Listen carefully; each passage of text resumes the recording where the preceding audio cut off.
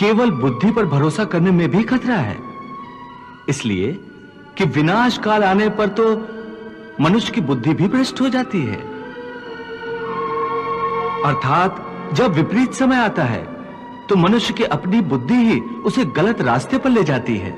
हे मधुसूदन, मनुष्य न तो अपने मन की इच्छा अनुसार कर्म करे, न ही बुद्धि की सलाह माने, तो फिर मनुष्य बेचारा करे तो क्या करे? ऐसी स्थिति में अपनी प्रवृत्ति के विरुद्ध कोई कैसे जीवन व्यतीत करेगा? हे मधुसूदन, मुक्ति और मोक्ष का रास्ता अपनाने के लिए कोई मनुष्य अपनी प्रवृत्ति को कैसे बदल सकता है? इसका कोई तरीका मुझे बताओ। प्रवृत्ति को बदलने से पहले यह जान लेना आवश्यक है कि प्रवृत्ति कैसे बनती है। हे पार्थ, जो कर्मयोगी होते हैं वो आसक्ति छोड़कर कर्म की सफलता और विफलता में समबुद्धि से काम लेकर योग द्वारा परमात्मा पर आस्था रखकर कर्म करते हैं।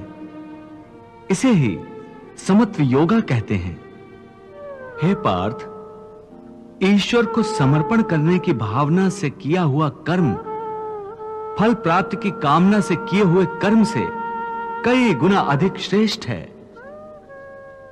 ज्ञानी पुरुष कर्म फल की आशा किए बिना समबुद्धि योग द्वारा कर्म करते हैं और पाप पुण्य आदि भावनाओं से मुक्ति पाते हैं।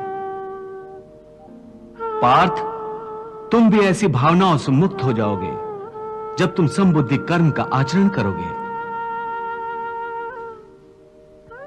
योगस्था कुरु कर्माणि संगम त्यक्त्वा धनंजय सिद्धि असिद्ध्यो समो भूत्वा समत्वम योग उच्यते।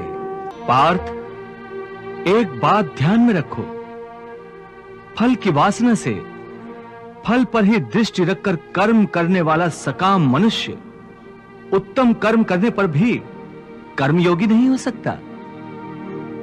ऐसे मनुष्य को ख्याति आदि लाभ प्राप्त हो सकते हैं, किंतु उसे परमात्मा और शांति प्राप्त नहीं हो सकती।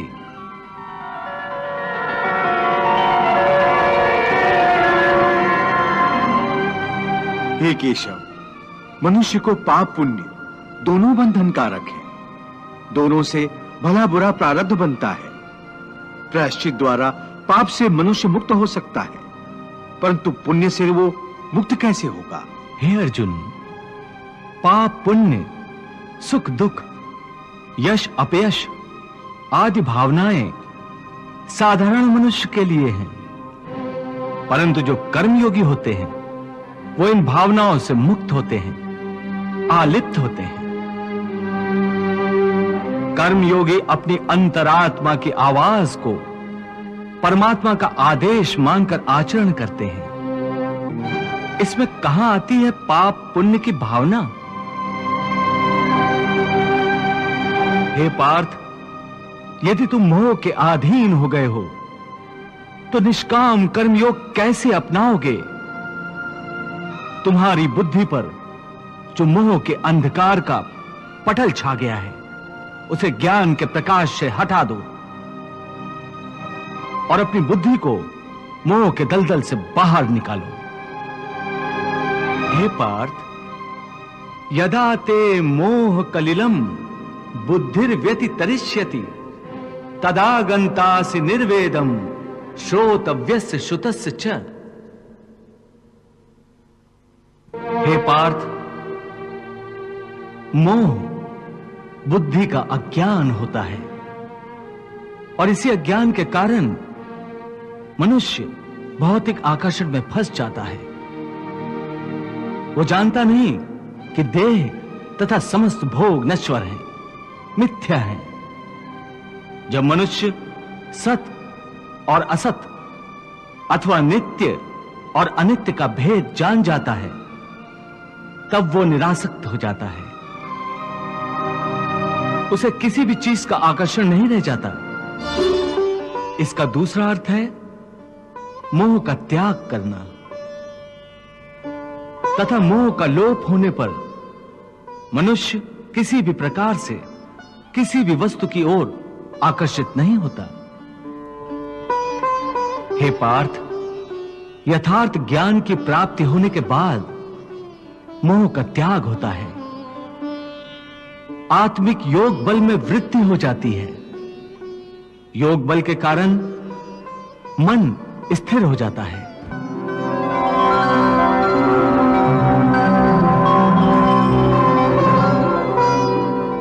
और स्थित प्रज्ञ होने के कारण मनुष्य का परमात्मा के साथ योग हो जाता है।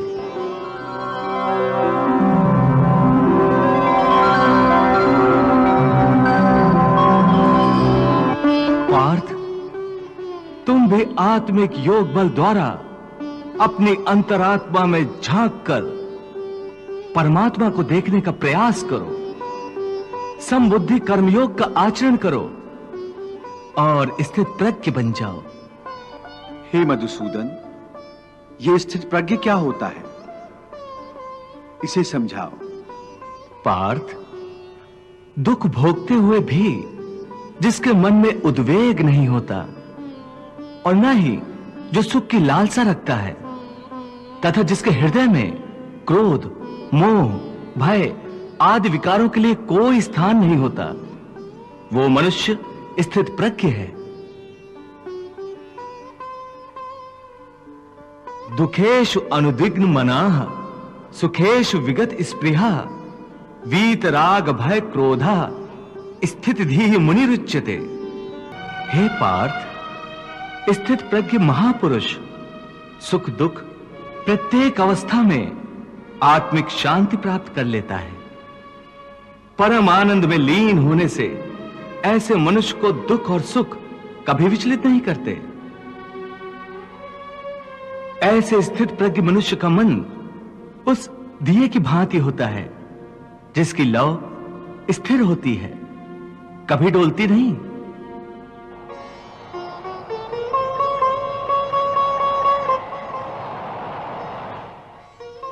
प्रभु, दिए की लौ अधिक समय तक अचल और अडोल तो रहती नहीं, वो हवा के हल्के से झोंके से भी तड़पने लगती है।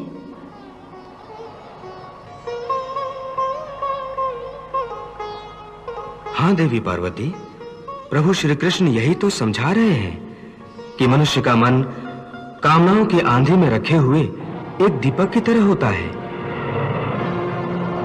कामनाओं के तेज झोंके उस दिए की बाती को स्थिर नहीं रहने देते। प्रभु ये उपदेश दे रहे हैं कि मन को स्थिर रखने के लिए मन की कामनाओं को लगाम देना चाहिए। यदि कामना को लगाम न दी जाए तो एक कामना से दूसरी, फिर दूसरी से तीसरी कामना जन्म लेती रहती है और यह सिलसिला कभी खत्म नहीं होता। जैसे जब किसी व्यक्ति के पास घर न हो तो वो मनुष्य एक झोपड़ा की कामना करता है।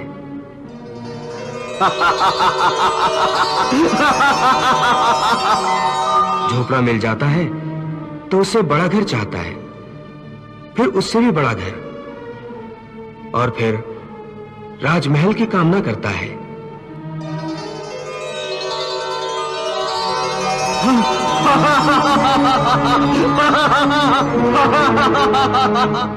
उसकी एक ही कामना असीम रूप लेकर बढ़ती रहती है। तो फिर मनुष्य इन कामनाओं को कैसे लगाम दे सकता है?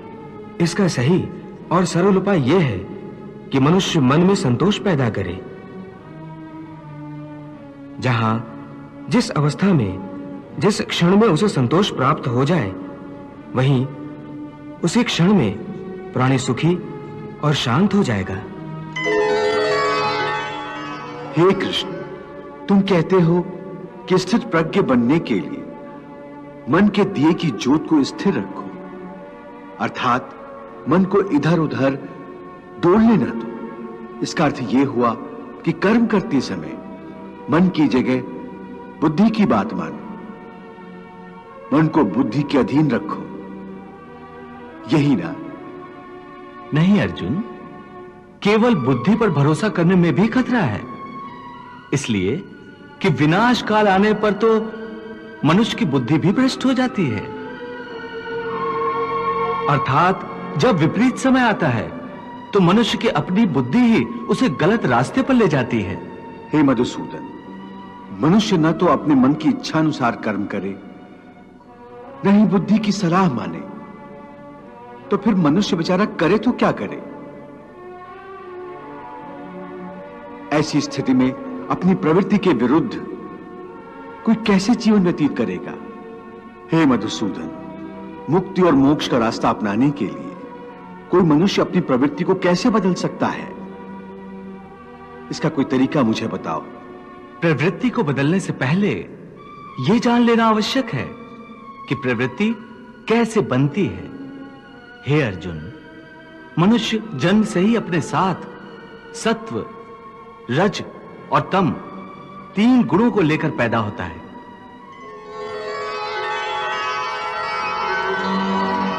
इस सृष्टि की रचना इन्हीं 3 गुणों के आधार पर की गई है।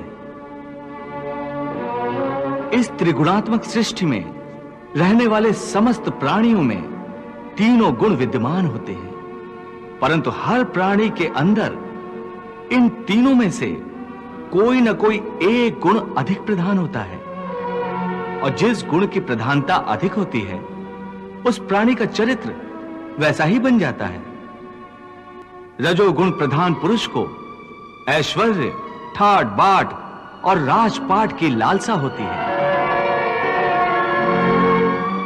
तमोगुण वाला आलसी और प्रमादी होता है। द्वेष, क्रोध जैसी नकारात्मक भावनाएं उसमें कूट कूट कर भरी हुई होती हैं। और सत्व गुण वाला? सत्व गुण ही उत्तम गुण है। सात्विक मनुष्य सीधा और सच्चा होता है। वैसे तो हर मनुष्य के स्वभाव में ये तीनों गुण कुछ न कुछ मात्रा में होते हैं, परंतु जिस मनुष्य में जो गुण प्रधान होता है वो वैसा ही हो जाता है। उसकी जैसी प्रवृत्ति होती है वैसी ही रुचि हो जाती है। सो हर मनुष्य अपनी प्रवृत्ति और अपनी रुचि के अनुसार ही कामना करता है।